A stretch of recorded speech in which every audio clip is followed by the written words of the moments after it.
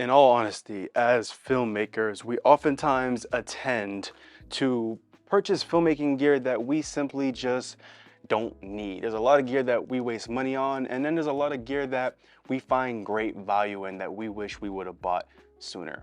And that's what this video is going to be about today. I've seen a lot of videos on YouTube of these filmmakers going over gear that they wish they would have bought sooner, and I enjoyed them. So this is my video, this is my gear. Maybe you guys can find value in some of the gears that I'm about to mention. Let's just dive right into it. So for me, gear number one, which is probably the most important gear that I really wish I would have bought sooner, is going to be this Shimoda doctor style bag. Now, I made a whole entire video going over this bag. If you haven't watched it, I'm gonna link it above on the screen. You can go check it out after this video if you want. But the reason why I wish I would have bought this bag sooner is for the simple fact that it's a doctor style bag. Not only that, it has wheels, so I'm able to roll it around. For the longest, I was looking for a camera bag that was able to fit my FX6 when I bought it. Because whenever I'm on shoots, I don't want to have to take extra time in rigging up my FX6. I want it to be already done, good, and I'm ready to pull it out and start shooting. I already have to spend time setting up lights, finding composition, all that stuff. I don't need to spend extra wasted time on rigging out the FX6. So I was on the hunt for the longest, looking for a good camera bag. Now I had plenty of camera bags, but what makes this camera bag so special is it opens up like this, like a doctor style bag, and I'm able to fit a fully rigged out FX6. As you can see right now, I have, what do I have in here? I have my Sennheiser microphone case. I have an extra V-mount battery. I have some Rode wireless. Normally my audio kit is in something else I'm gonna talk about in this video, but as of right now, I just threw it in here. But I'm able to carry all this stuff. I got some SD card pouches. I have tools. I have a bunch of stuff in this bag, and it fits a lot, and it's pretty deep. And again, it can fit pretty much any fully rigged out cinema camera. Now, I wish I had this bag a whole lot sooner, because even when I was using my Sony a7S III, I would always rig it out whenever I would use it. But for that camera, I was using a bag called the Low Pro travel bag. I don't really use that bag no more, but whenever I do travel and I'm leaving Florida, I tend to do bring it, because bringing this, I wouldn't really want to bring it because it doesn't come with dividers. But you can buy additional dividers that is an add-on to it, but I don't really want to do that. So I just bring my Low Pro whenever I travel. So the issue with the Low Pro that I had, and with any other camera bag, honestly, that I purchased, whenever I would try to rig out my a7S III and fit it in that bag, I wasn't able to do it. But this bag, when I came across it, it fixed all my issues. This bag is pretty pricey, but honestly, all camera bags are pretty pricey. This one, I believe it goes for $300, and then there's a version 2 that's $330. But for me, this bag is worth it because the Low Pro was about $250, so it was only about $50 extra.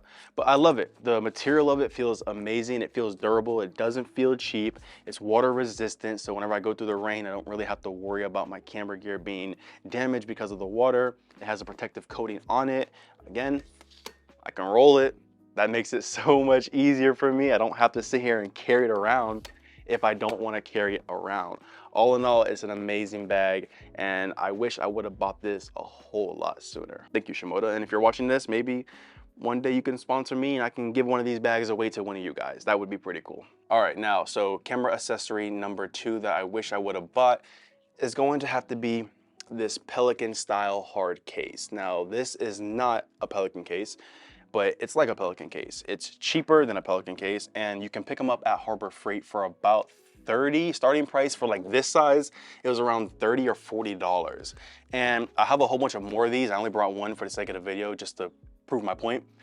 And I love them. I wish I would have bought hard cases a long time ago, especially for whenever I travel. They give me a peace of mind knowing that my gear is essentially going to be protected, because airports, they don't care about none of your stuff. With my Shimoda doctor style bag, I would be kind of iffy if I have to get that checked in, and I just don't want to deal with them just throwing my stuff around.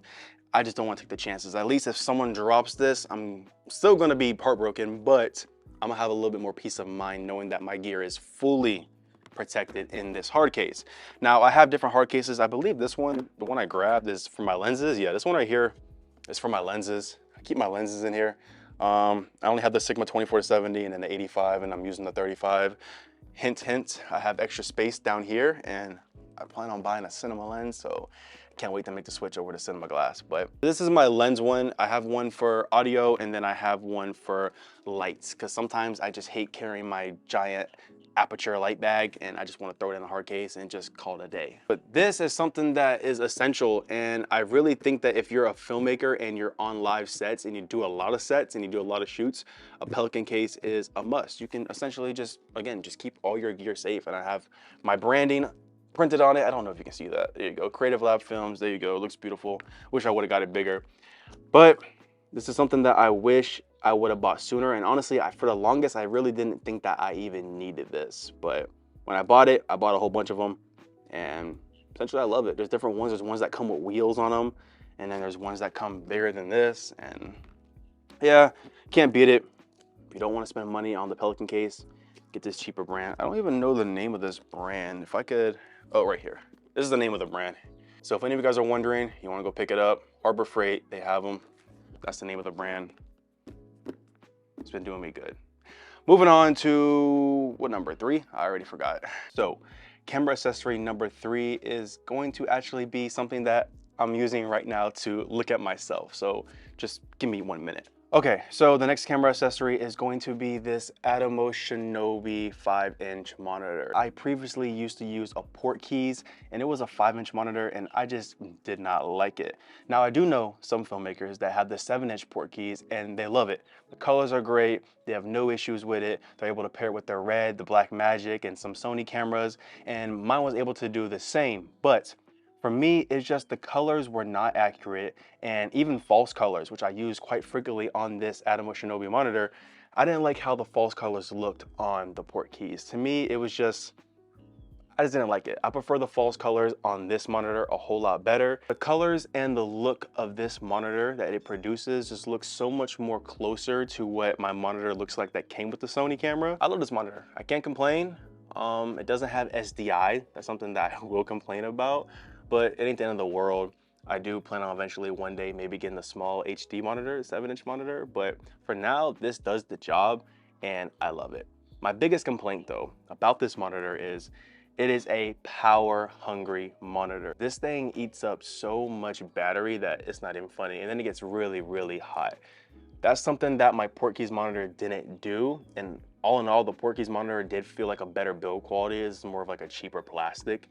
But the image it produces makes up for it, so I'm satisfied with it. And honestly, I wish I would have bought this a whole lot sooner, because I was struggling for the longest with that Portkeys monitor. I just did not like it. And honestly, sometimes I would just use it just for framing. I wouldn't even use it to accurately look at false colors or set exposure, because I couldn't rely on it for that. This one, I'm able to rely on it. So Atomos Shinobi 5-inch monitor, love it, hate it. It's good, it overheats, eats a lot of power, but you know what?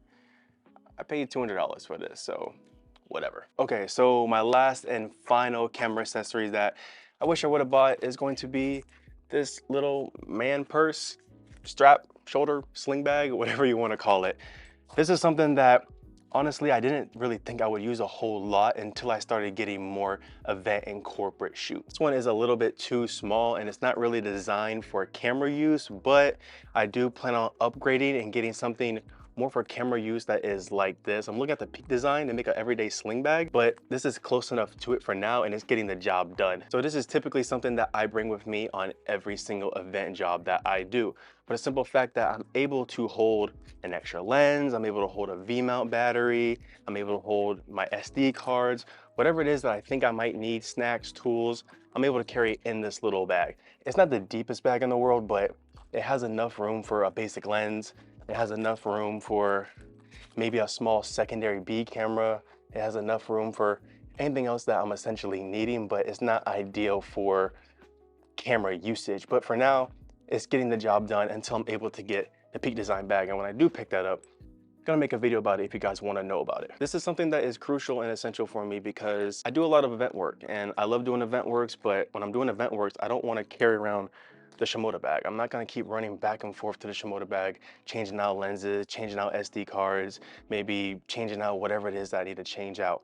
I'd rather just have this carried on my body, bring it everywhere I go. So now essentially I know that whatever I possibly need is going to be in this bag and I can quickly switch it out. Because if you know anything about film and event works, you know it can get very hectic, it can get very crazy, it can get very overwhelming, and I just don't want to have to be running back and forth to my camera bag just to grab a new lens, to change out the V-mount battery, or change out my SD cards.